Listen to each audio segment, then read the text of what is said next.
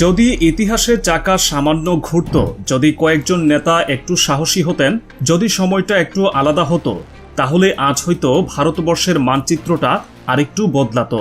আজ হয়তো মুর্শিদাবাদ জেলা থাকতো বাংলাদেশের অভ্যন্তরে, পূর্ব বাংলার গর্ব হিসেবে। বাংলার ইতিহাসের বুক চিরে ভেসে ওঠে এক চিরচেনা নাম মুর্শিদাবাদ। এটা শুধু একটি জেলা নয়, বরং একসময়ের অখণ্ড বাংলার রাজধানী, যেখানে থেকে শাসিত হতো বাংলা, বিহার, উড়িষ্যা, আসাম। আজকের দিনে দাঁড়িয়ে ভাবা কঠিন, এত বিশাল ক্ষমতার কেন্দ্রবিন্দু ছিল এই মুর্শিদাবাদ। নবাব সিরাজউদ্দৌলার শেষ পদচিহ্ন আর পতনের চিহ্ন যেন আজও রয়ে গেছে এখানকার মাটিতে। আর সবচেয়ে বিস্ময়ের বিষয় হলো, এই মুর্শিদাবাদে আজও শতকরা 70% মানুষ মুসলিম। পশ্চিমবঙ্গের মুসলিম জনগোষ্ঠীর বৃহত্তম এই জেলাটি কোনো এক সময় বাংলাদেশেরই অংশ হবার কথা ছিল। কিন্তু সেই ইতিহাস কিভাবে বদলে গেল, কাদের সিদ্ধান্তে এবং কেন বদলে গেল, সেই সত্যগুলো অনেকেই জানেন না। 1947 সালের 15 আগস্ট ভারত স্বাধীন হলো, পাকিস্তানও জন্ম নিল।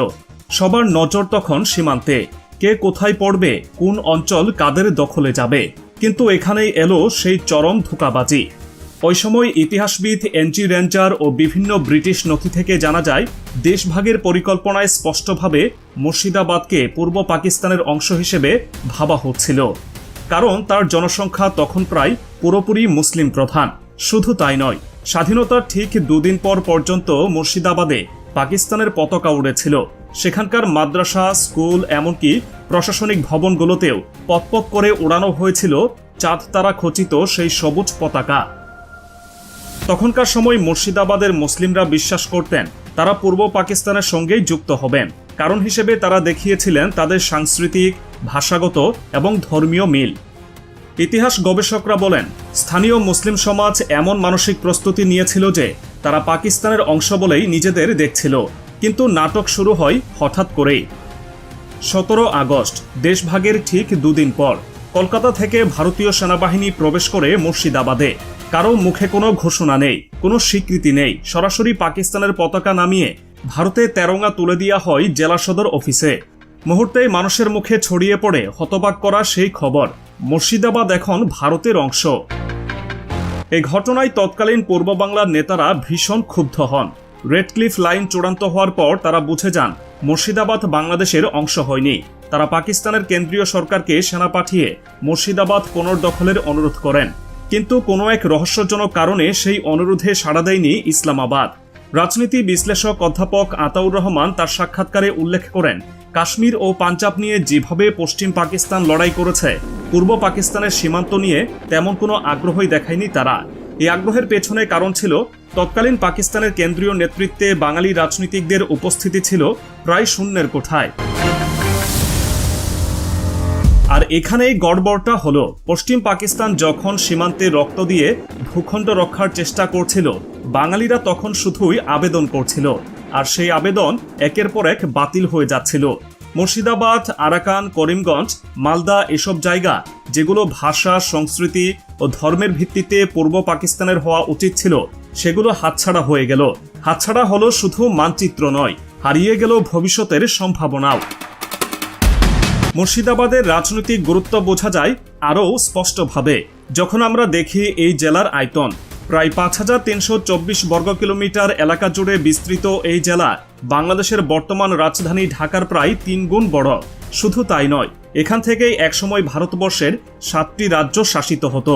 ইতিহাসবিদ গোপাল হালদার তার গবেষণায় জানান, মুর্শিদাবাদ ছিল না শুধুই রাজধানী, ছিল ভারতবর্ষের অন্যতম ধনী শহর।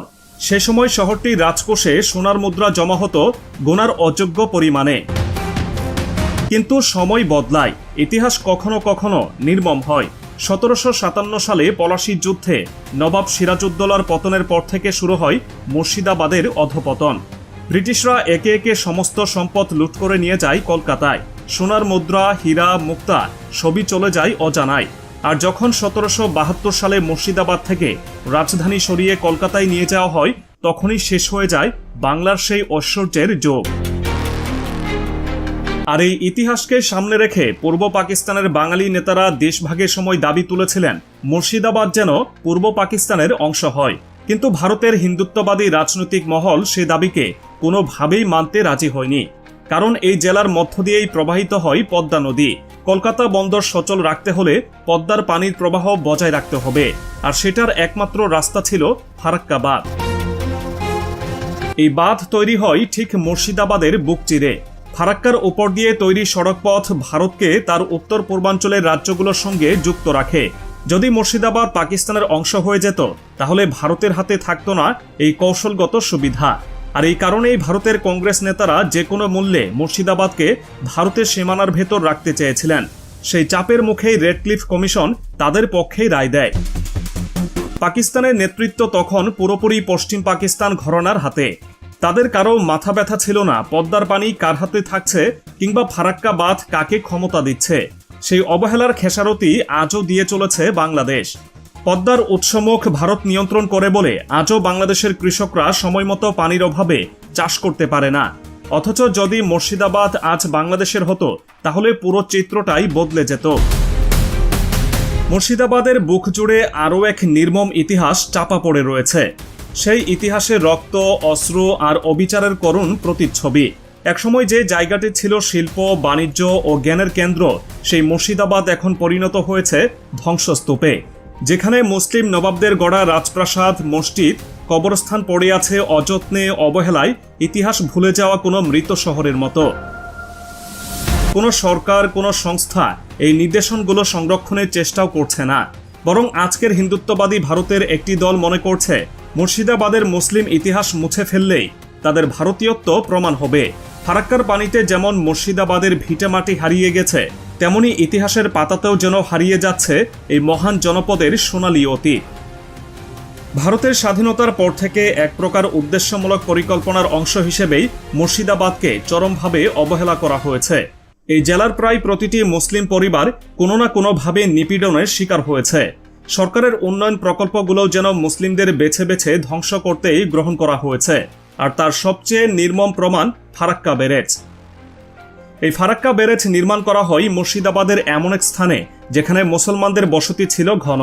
নদীর গতিপথ বদলে দিয়ে হাজার হাজার মুসলমানের ঘরবাড়ি, জমিজমা, কবরস্থান পানির নিচে বিলীন করে দেওয়া হয়।